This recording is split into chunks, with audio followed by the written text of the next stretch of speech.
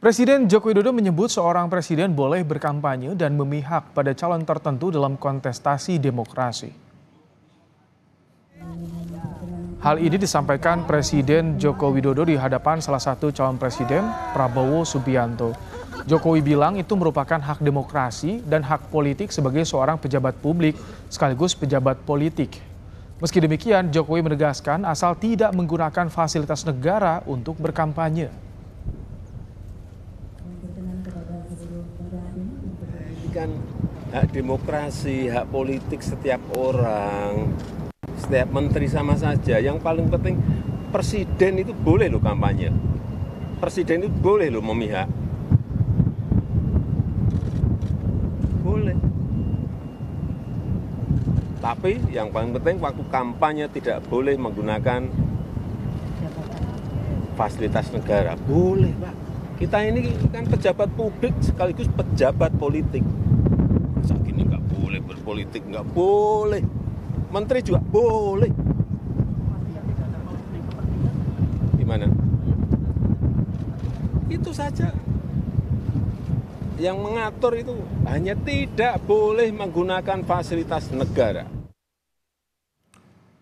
Sementara calon presiden nomor urut 1 Anies Baswedan merespons pernyataan Presiden Jokowi. Anies sempat mengungkit soal Presiden Jokowi yang pernah bicara netralitas. Anies juga meminta agar ahli hukum tata negara apakah pernyataan Presiden Jokowi sesuai dengan aturan hukum atau tidak. Sebelumnya yang kami dengar adalah netral, mengayomi semua, memfasilitasi semua. Jadi kami serahkan aja kepada masyarakat Indonesia untuk mencerna dan menilai. Para ahli hukum tata negara menyampaikan penjelasan apakah yang disampaikan oleh Bapak Presiden sesuai dengan ketentuan hukum kita atau tidak. Karena negara kita memang diatur menggunakan hukum. Jadi tolong Ibu bicara terima kasih Pak Jokowi, tolong direkam. Bisa?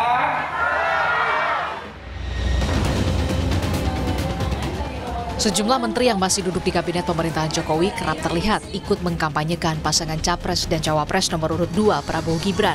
Calon Presiden nomor urut 3 Ganjar Pranowo mengaku tak masalah jika ada menteri yang terang-terangan mendukung salah satu pasangan Capres-Cawapres asal tidak pakai fasilitas negara kala memberi dukungan. Kalau Pak Erick Thohir, terus kemudian siapa yang nongol kemarin, Pak Prabowo. Terus kemudian Pak Bahlil, rasanya iya dia pasti mendukung di sana. Dan nggak apa-apa. Nggak apa-apa. Yang penting jangan menggunakan fasilitas negara itu aja. Itu menjadi fair gitu. Kalau saya nggak apa-apa. Kan ada kader-kader PDI Perjuangan yang mendukung kita. Sementara itu, calon wakil presiden nomor urut 1 Muhaimin Iskandar menyebut presiden, menteri, kepala daerah hingga aparat desa harus netral dan tidak memihak. Menurut Muhaimin, jika wasit di pemilu terus-menerus merangkap sebagai pemain, maka penonton akan menggeruduk lapangan dan menghentikan permainan.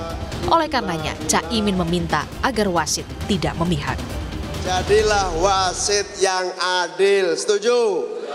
Jadilah wasit yang tidak memihak, betul? Kalau ada rakyat butuh pupuk, mbok yo cawe-cawe. Jangan cawe-cawe memihak salah satunya. Yang perlu dicawe-cawe adalah pupuk rakyat yang sudah puluhan tahun tidak pernah didapatkan di seluruh masyarakat petani kita, betul? Isu menteri yang masuk ke dalam tim kampanye Capres dengan menggunakan fasilitas negara kembali mencuat setelah disindir Cawapres nomor urut 3 Mahfud MD. Tim Liputan, Kompas TV.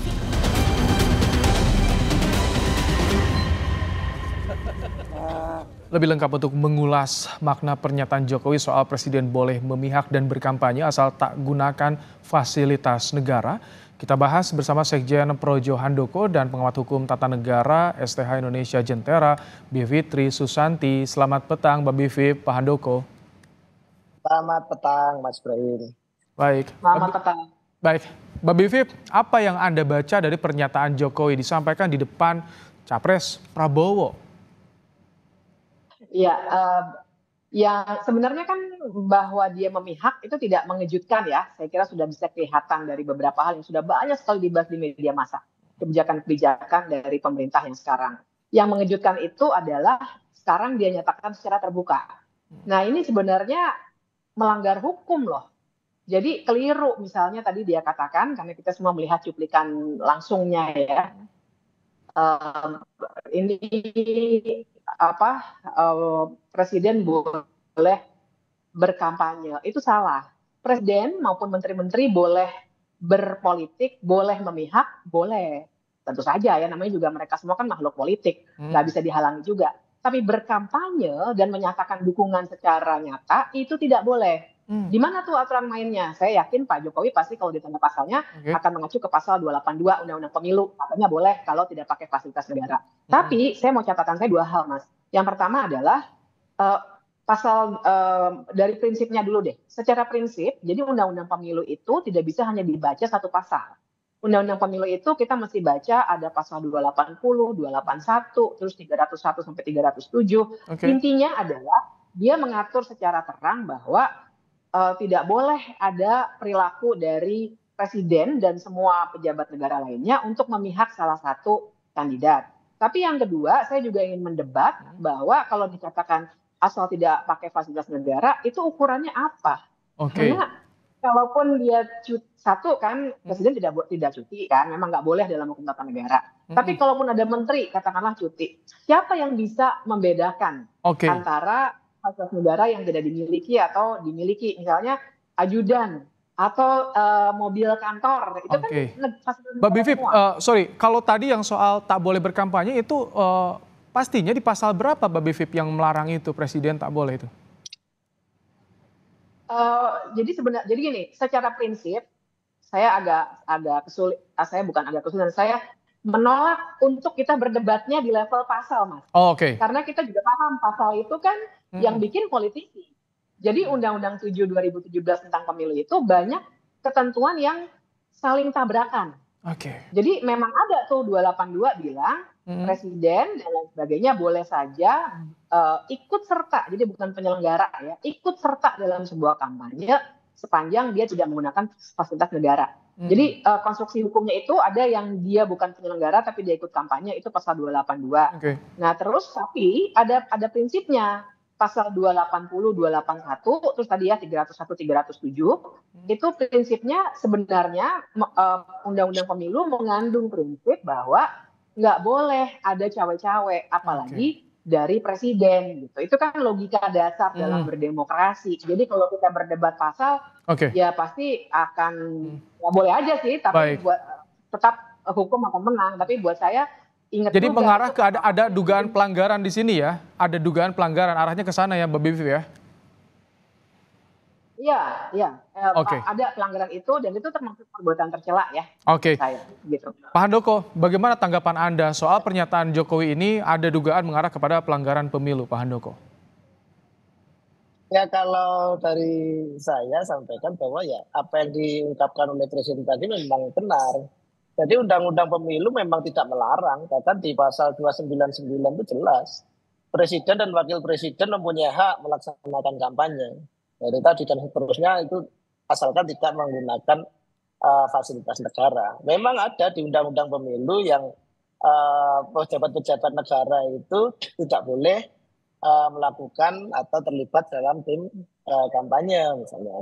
Dan itu rinci disebutkan. Ada ketua, wakil ketua, hakim agung di Mahkamah Agung, ada wakil ketua BPK, ketua BPK nggak boleh. Itu rinci, ya kan? Dan di pasal 280 juga tidak disebutkan presiden, menteri ataupun kepala daerah. Ini memang secara prinsip bahwa kepala daerah, menteri, presiden itu kan memang jabatan politik ya.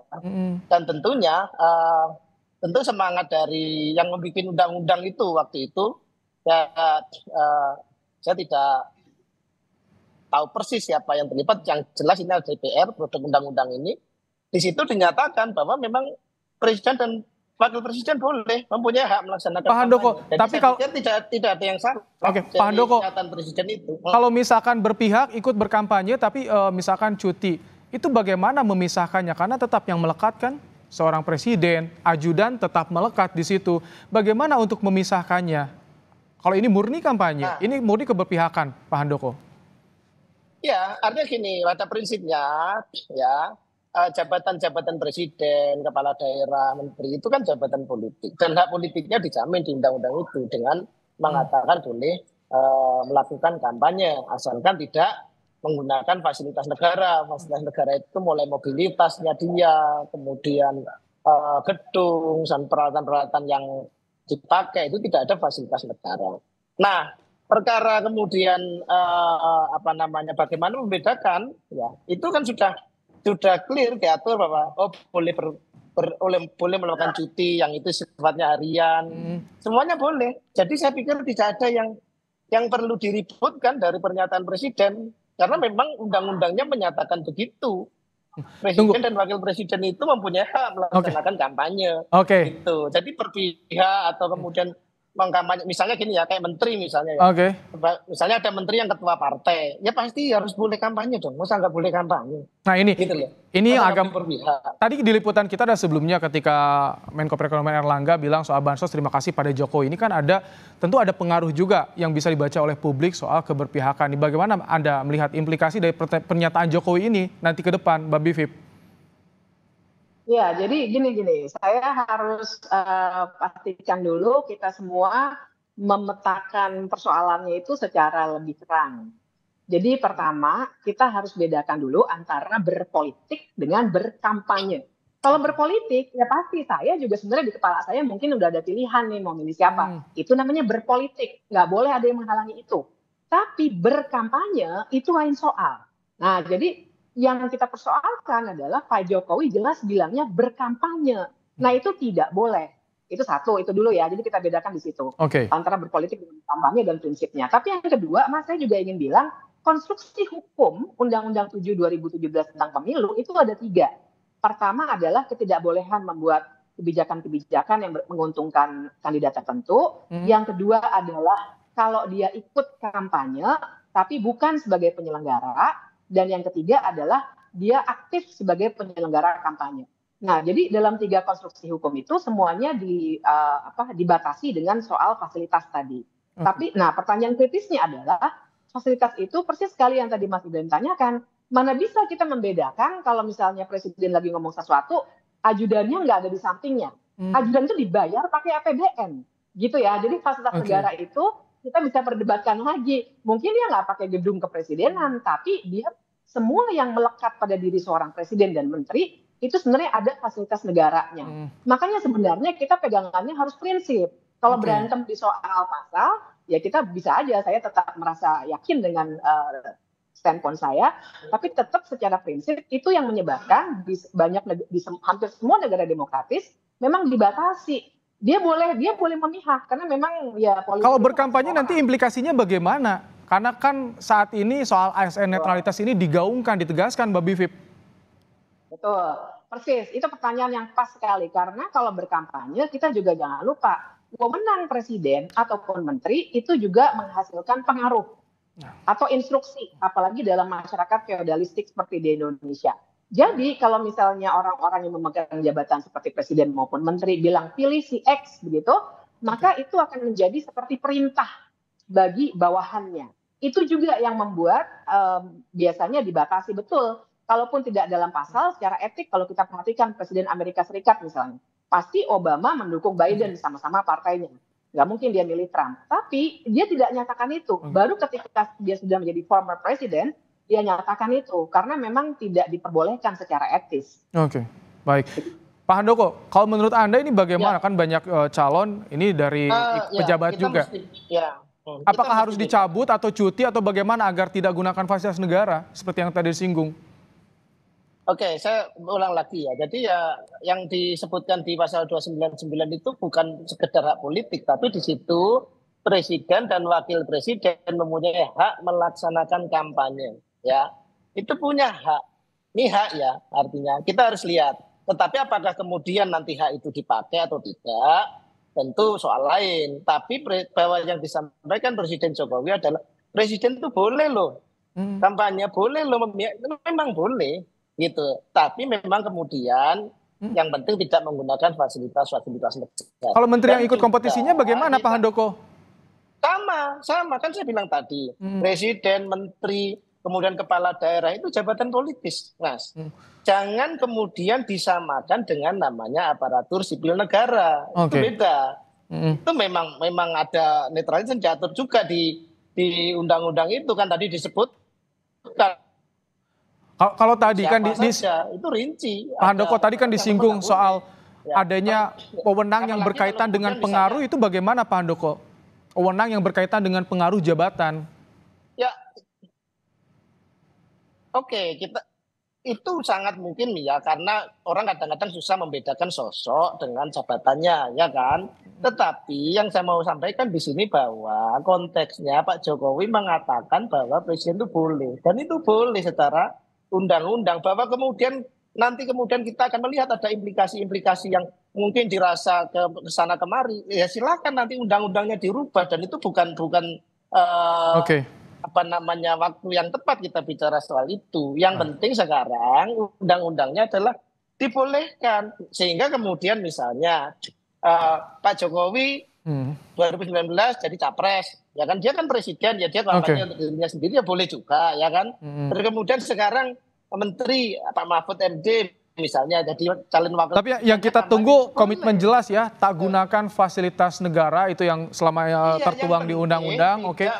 Kita tunggu ya. Tidak menggunakan fasilitas negara. Dan komitmen ASN tentunya agar tidak terpengaruh ya dengan apapun keberpihakan dari presiden. Baik, kami tangkap. Yang nggak boleh ya jangan kemudian melakukan itu. Kami tangkap Pak Handoko. Saya mau tambahkan satu lagi. Sedikit ya, karena durasi kita terbatas juga. Sedikit ya. Misalnya Cak Imin tadi bilang soal wasit ya.